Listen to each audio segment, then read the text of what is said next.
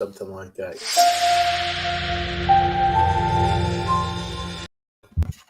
Good day and welcome once again. Let's talk on Venture Capital TV. My name is Javier. I'll be your host for today. And as usual, we have two of the greatest panelists today with us, Gary and Shrikant. Very welcome. And before we move on, I would like if you can, each of you can introduce yourself briefly, your background, your abilities, and yeah, let's go ahead. Gary, would you like to start? Yeah, sure. Great to be here. My name's Gary Fowler. I'm a serial entrepreneur and investor. I've been involved in 17 startups and two unicorns. I was on the original management team of Click Software, which was sold to Salesforce for 1.35 billion, and also Eva.ai, an AI HR tech company that I co-founded with Dr. David Yang. We believe that intellectual capacity is evenly spread around the world and opportunities are not. I'm the CEO, president, and co-founder of GSD Get You Done Venture Studios, a premier AI and quantum venture studio located in the heart of Silicon Valley. We help companies go global. We are venture builders and literally across the board, sales, marketing, business development, etc. We help them from our accelerator all the way to our venture studio. So thanks a lot. Appreciate it. Thank you, Gary. And Shrikant, would you like to go ahead, please? Sorry. Hi, great to share a panel with Gary once again on this particular topic. I'm Dr. Shrikant Pathasarathi, and I would be giving a little bit more about my legal advice slash strategy in this particular area. Just to give you a quick rundown of what I am and where I am.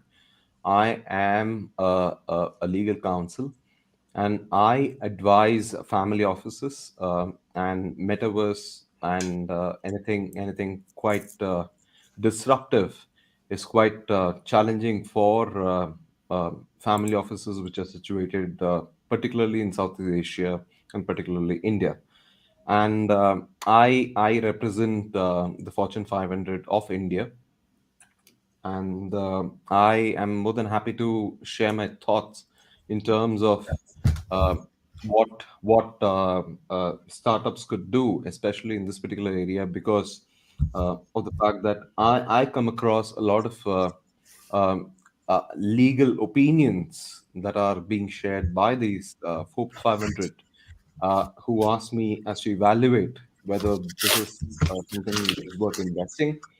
I have been managing close to about 300 million in investment, and my family offices are typically $1 billion plus. Thank you very much, Shrikant, for that introduction.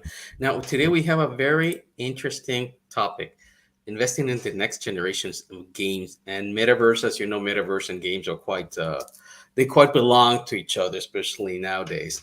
And why is this important or relevant? Just to give you an idea, yesterday came an article in benzinga.com where it stated that Goldman Sachs analyst L. Eric Sheridan predicts that the metaverse could be an 8 trillion opportunity. With companies, of course, like Meta, Google, and Microsoft have already started investing. Microsoft made an acquisition of Activision for $69 billion, which makes it the largest deal to date. So obviously, you do have a very huge market. Everybody's jumping at it. And just to give a little idea about this, if you allow me to share my screen, in which I'm going to give you a very interesting graphic. I hope you can see it. That graphic shows the leap of the metaverse.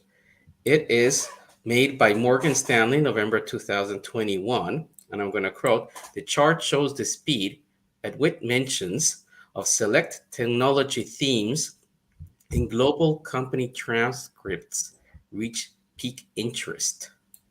Okay, so that's basically says that which of these, you can see down here, was the metaverse, esports, virtual reality, or 5G, which of these topics have spiked? And you can see metaverse being the red one, how much increase it has since the first quarter of 20.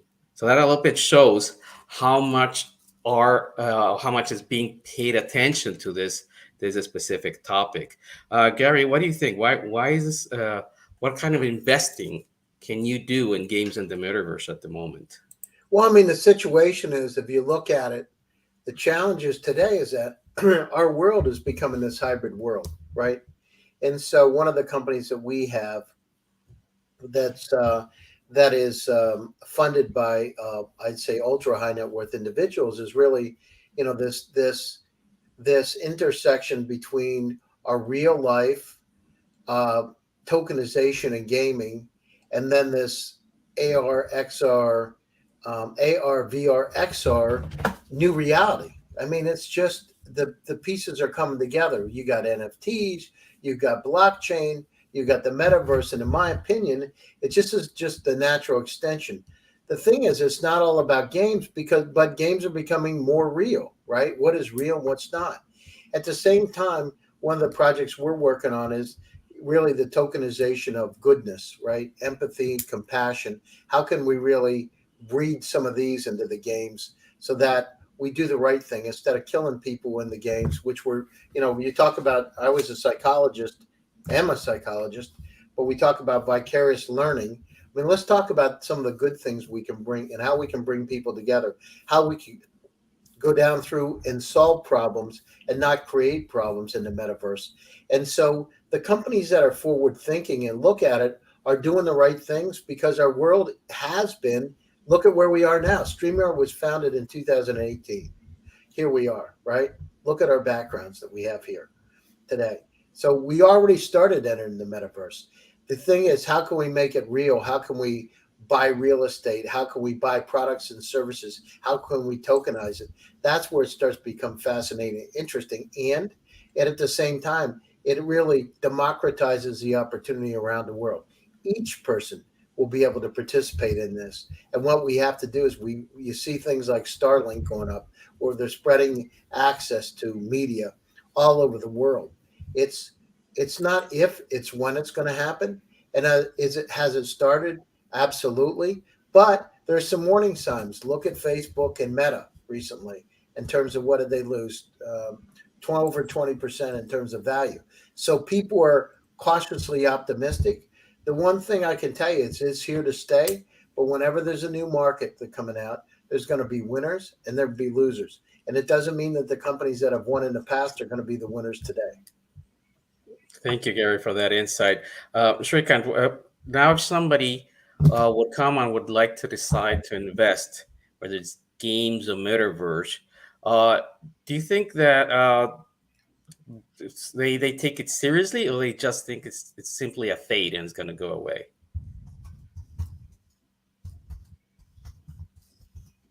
So I think you are muted. I must agree that we were not taking it seriously for quite some time. And look at the Gartner report. In 2025, which is 25% of the population, is going to be on Metaverse. And that is a study which was released by Gartner. How It much was said that? 25%? 25% of the Wow. world is going to be on Metaverse. And they're not going to be on Metaverse for just exploring. They're going to be in Metaverse for a substantial amount of time, which is ranging from 1 to 3 hours a day. And when we piece that together, or when we read that together with the fact that games as such, addressing the psychologist in Gary, games were about fun, and games are about fun, and games are about killing your pastime. But metaverse is actually the contrary of that. It's about the alternate universe. It's about the alternate reality that they could set. And the line between gaming and metaverse is blurring so much, to the extent that games, which was considered to be a fun activity, is now transforming into a metaverse, which is going to be a real activity, which is going to happen in a virtual world. So, from an investment perspective, I believe games are a separate category on its own. The gaming industry has its own ways of expansion, and look at the gaming industry. They're growing phenomenally, and so on and so forth. But what Metaverse does is it adds on a layer to the gaming, and it says that look, you need not game for fun alone, and you can actually be in a reality. And that's a fantastic proposition, or a fantastic value addition, or a fantastic, um, I would say, a hierarchical build into the gaming universe, to say that we have a metaverse where you could explore freely, and you could explore things which could happen in the metaverse, and so on and so forth. I believe gaming in metaverse is going to be such a interesting proposition, because a person who gets into metaverse and starts gaming over there, probably goes to a casino which was being built by someone, and starts gaming over there. Imagine the possibilities of gaming within metaverse. That's a larger reality that could happen, in my And opinion, at least. there has been already publications, and if it's accurate, what I read in Decentraland, Atari, the one that probably when we were children, we were playing with that with the console Atari, that has purchased land in Decentraland in order to make the casino, and Atari already has their own token. So it is. It's actually very interesting. You said it's blurring. I remember when I was a child, and I would spend hours in front of a computer, and my parents would tell me, "You're wasting your time. Don't waste your time." Now you can actually invest your time because you have GameFi, right? Where you can actually play the games and actually get a return. So there's actually completely has everything has changed in order how we used to perceive the gaming sector. And actually, really, in what I was reading in investment in the metaverse and gaming is actually by seizing the moment. And they put like three key reasons why they think that there will be a mass adoption in regards to these two things. First, because we're already going to have a next generation of hardware. Second, COVID accelerated the shift to digital lives. And third, cryptocurrencies can allow the transactions to take place immediately. So I think those three things have pushed us to go to a metaverse, playing and working. Um, Gary, do you agree with that? Yeah, I mean, the thing is think about this, Javier. We look at Epic and Fortnite. They completely transform virtual games, and they've created this realistic virtual world. And among the game's initiatives, they've actually within the metaverse have been concerts. Ariana Grande, Travis Scott have done concerts. I mean, it's not like we're talking about something in the future. It's here. But the way that people work, pandemic has been a biggest test for the corporate world. We've had to shift to going online. We've had to shift to StreamYard and Zoom and other technologies because we need to collaborate. Distances don't matter. Look at where you are today, Srikant in India. I don't even know where you are today, Javier. I don't know what country. In Spain. You could be in Israel. You could be in Silicon Valley. But it doesn't really matter. Borders have gone away. Time is the only difference because, in India, it's probably late at night and Srikant's getting ready to go to bed. But we've completely transformed. Now, if we look at it, the COVID has made a shift forward. Before the pandemic, McKinsey said that 90% of the company were going to go through the digital transformation next 10 years, but they had to do it very quickly or they were going to go out of business. Thank God we've had technologies like Zoom and Skype and StreamYard because we were able to do business online and completely not be crippled for a couple of years. But then we look at the future of commerce. The future of commerce, consumers are no longer need to frequent stores to look at products. They'll be able to test those stores, having VR and AR experiences to explore brands and the offerings. On the other hand, interactive store experiences where you can walk in that store, see things, touch things, and order within the store. Now imagine those possibilities. But those possibilities are here today. And this is not fiction. Snapchat already has taken us into the world of the metaverse without us even realizing it. they use customized filters, to be able to connect brands with consumers, to be able to show that people are much more likely to use a product if they use the interactive content. The future is already here. We just don't realize it. So I'm excited about it. It's not just a buzzword. It's really a myriad of trends that's helping us in the tech world. It's a myriad of trends that's helping us to be able to connect together. And again, I say democratizing the opportunity, because we need to treat each other a lot better, and we need to be connected so we feel each other, where we're coming from, how we can work together, and more importantly, how we can be able to make this planet a better place.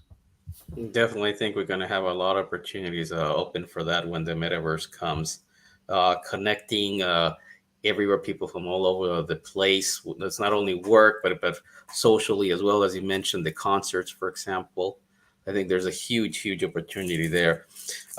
Shrikant, let's say I was been also reading about the different kinds of way you can currently invest in the metaverse and games. For example, you have exchange traded funds. Right now, there's one called Round Hill Bull Metaverse ETF.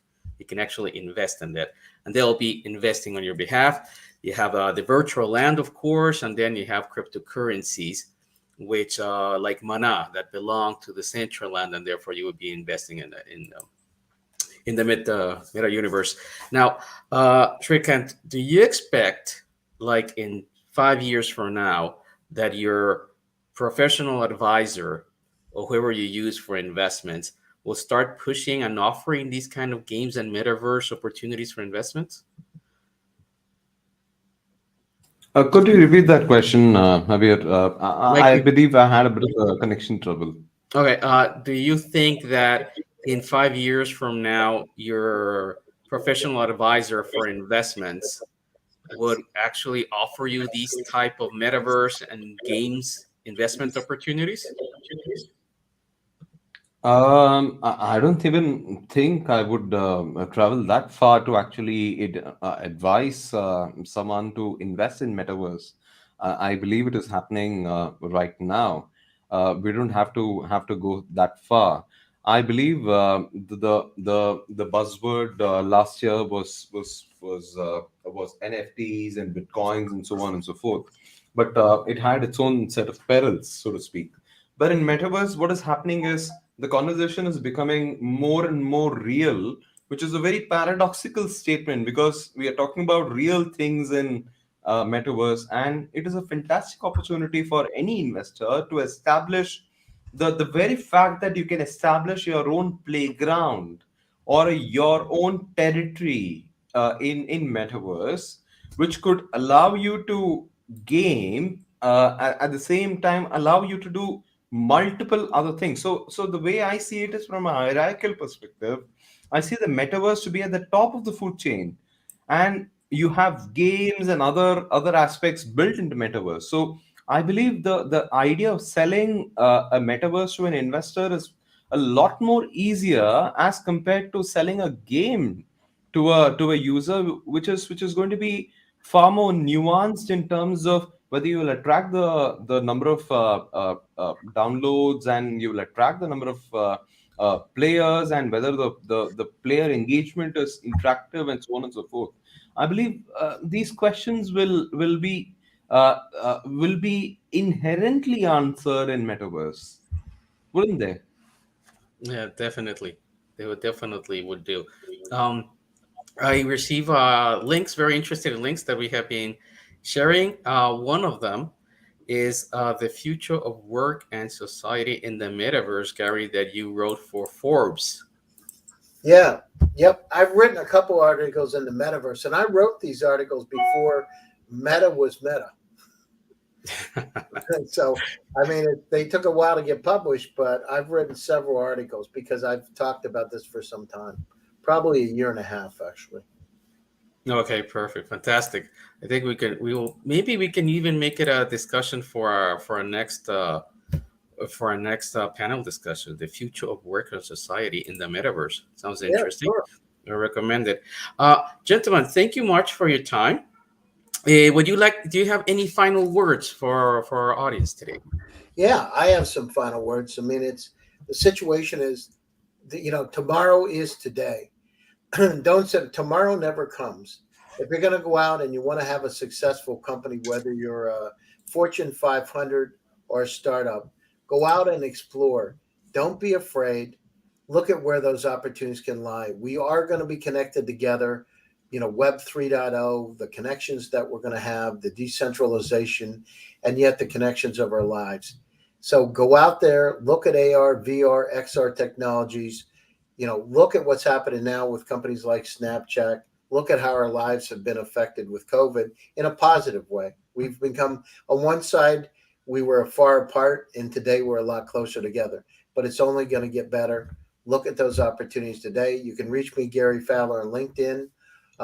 Actually, today I'm going to be doing a show with David Yang, who's a billionaire AI guru, who's actually a partner of mine in a company.